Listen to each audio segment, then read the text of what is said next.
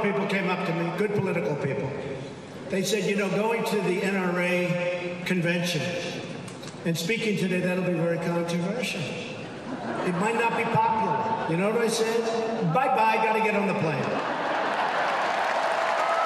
we have to do the right thing. It was a campaign-style rally with a familiar feel, a little politics, news of the day, and like his 3 previous speeches to the National Rifle Association, a heavy emphasis on the right to bear arms. We will never give up our freedom. Americans are born free. We will live free, and we will die free.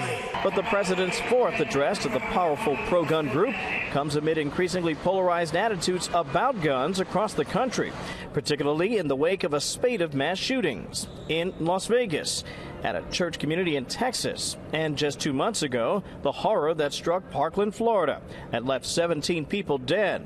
A tragedy that spawned dozens of March for Our Lives events across the country. In the wake of that shooting, the president challenged lawmakers to stand up to the gun lobby, and he said he'd do the same. These are great people. These are great patriots. They love our country.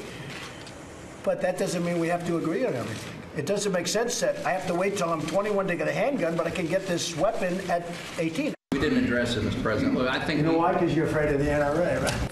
While it's true, the president followed up by hosting several listening sessions, proposed a ban on bump stocks, raising the age limit to buy a gun to 21, even advocated for universal background checks.